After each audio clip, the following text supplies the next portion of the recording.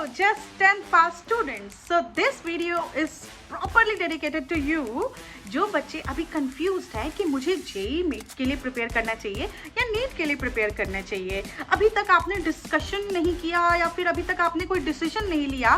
So this video is going to be the perfect solution for you all, okay? Because हम JEE और NEET examination को different aspects पे discuss करेंगे, दोनों की कंपैरिजन करेंगे एंड फाइनली आप कंक्लूजन में आ सकते हो कि आपको कहाँ जाना चाहिए, किसके लिए प्रिपेयर करना चाहिए, नीट के लिए या जेई के लिए, okay? So let's get started.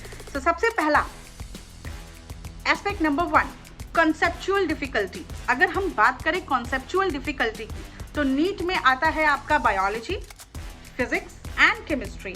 So biology is totally based on memory, physics and chemistry के लिए आपको कॉन्सेप्चुअल नॉलेज रखनी पड़ेगी, okay? Now let's compare about JEE. तो जेई में बेटा फिजिक्स, मैथ्स एंड केमिस्ट्री तीनों कॉन्सेप्चुअल है, okay? Then the aspect number 2, exam के pattern, okay? So exam pattern की अगर हम बात करें तो जेई में आपको 75 क्वेश्चंस मिलते हैं टोटल, ओके?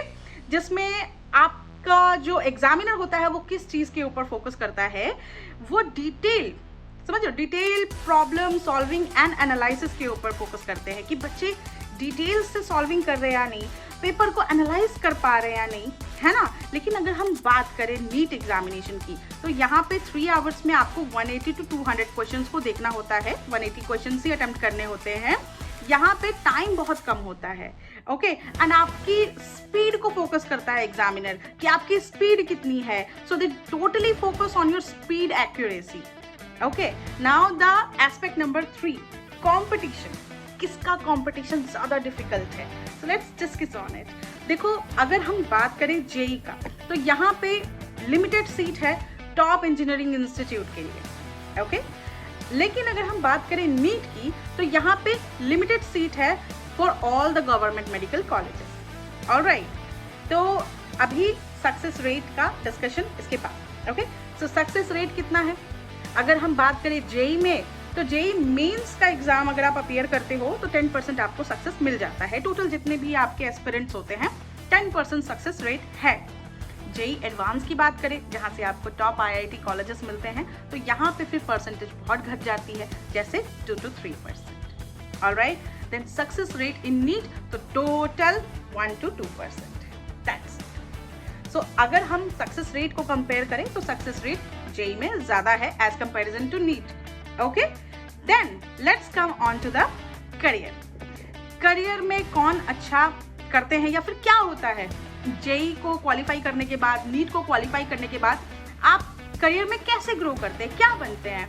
तो देखो, नीट की पढ़ाई, जैसे अगर हम बात करें डॉक्टर की तो डॉक्टर की पढ़ाई थोड़ी लंबी होती है, ऑलराइट? इंजीनियरिंग की पढ़ाई जो है कॉलेजेस तक होती है, उसके बाद आप रिसर्च में जा सकते हो एंड ऑल, ठीक है ना? फिर आप अपनी पढ़ाई को जितना लंबा चाहो उतना कर सकते हो, लेकिन डॉक्टर की पढ़ाई में MBBS प्लस स्पेशलाइजेशन होनी चाहिए। तो अगर हम करियर की बात करें तो अगर आप जेई कर रहे हो, इंजीनियर बन रहे हो, तो आप सॉफ्टवेयर डेवलपर बन सकते हो, डेटा साइंटिस्ट बन सकते हो, रोबोटिक्स में जा सकते हो, स्ट्रक्चरल इंजीनियरिंग भी कर सकते हो, काफ़ी सारे रिसर्चर्स भी कर सकते हो आप। लेकिन अगर हम बात करें नीट की तो यहाँ पे आप फिजिशियन बन सकते हो, सर्जन बन सकते हो, डेंटिस्ट बन सकते हो, डर्मेटोलॉजिस्ट बन सकते हो, क्लिनिकल रिसर्च कर सकते हो और भी बहुत सारे, पीडियाट्रिक्स बन सकते हो। So these are the career opportunities for NEET and these are the career opportunities for engineering, alright? So now I think you can easily compare कि आपका फोकस किधर है, आप रटने में ज्यादा स्ट्रांग हो या समझने में ज्यादा स्ट्रांग हो। Thank you for watching all of you, bye bye, take care.